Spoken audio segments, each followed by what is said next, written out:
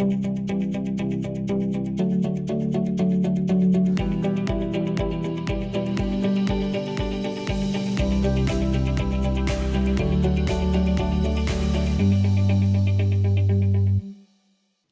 I'm Marissa. I work for Fearless, a digital services firm based out of Baltimore. I'm a DevOps engineer, and I'm currently working on automation for a project for the Center for Medicare and Medicaid Services.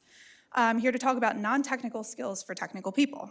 So what do I mean by non-technical skills? These are going to be any of your soft skills, plus any skills that are not directly required in your career field.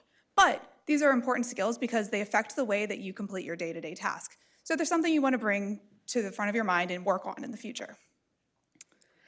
Researching. So researching can be anything from going to a conference and listening to a talk to having a conversation with a coworker or going to the library and reading a book. But let's be honest, it's the 21st century, and the quickest and easiest way to find any information is to get online and Google it. So if somebody asks you a question you don't know the answer, your response should be, I don't know, but I can find out. Because nobody knows everything, but somebody knows something about what you're trying to do, and you just need to hone in on your sleuthing skills in order to find that information. So the first way that I would always do this is to just copy and paste your error into Google. In this case, I was making some Terraform changes, but I hadn't touched this exact resource, so I wasn't expecting to see a change. I literally just copied and pasted that change into Google, and the very first link had my solution. That's not always going to be the case, though. Sometimes you don't have something to copy and paste, or sometimes you don't get your answer. In this case, I was upgrading Terraform 11 to Terraform 12 and not actually changing any resources at all, so I was surprised to see all these different changes, and there's no way I can just copy and paste that whole thing into Google. That's not going to give me anything.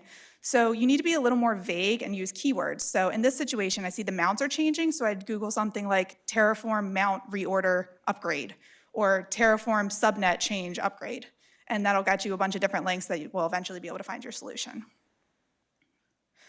Obviously, we all know how to read, but there's a difference between reading a fictional novel and reading any kind of technical literature.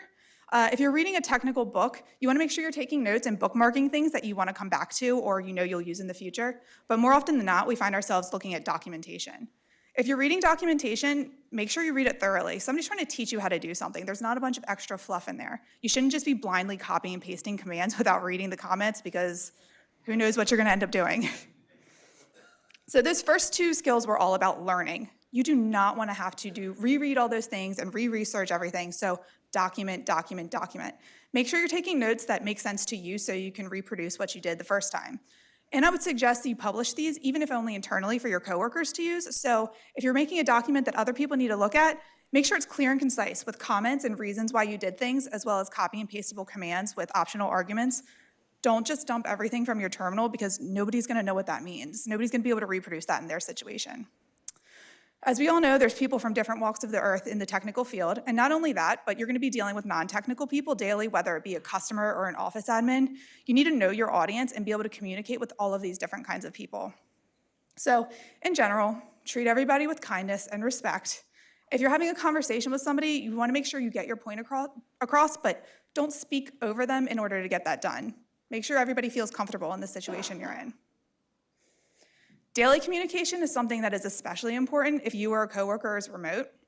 You might decide that you don't need to stand up every single day, but something as easy as saying good morning in your Slack channel, that will get the conversation rolling and you get daily communication between your team members, which makes everybody work better together. Socializing, some people don't necessarily feel comfortable introducing themselves, so go up to the new person and invite them out to lunch. Or if you're in a group conversation and you notice somebody's kind of falling behind, ask them their opinion and clear the floor so that they'll speak up.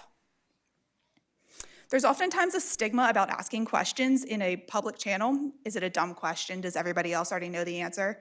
So you want to strive to make your public channels a safe place where people feel comfortable to ask questions without being ridiculed.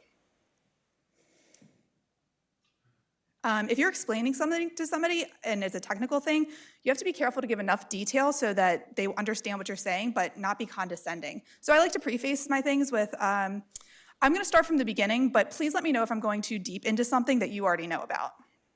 Disagreements are inevitable. If you're having a disagreement with somebody, try to take a step back and see their side. If you're having a Slack conversation, try switching to a video call because sometimes intent is lost in text.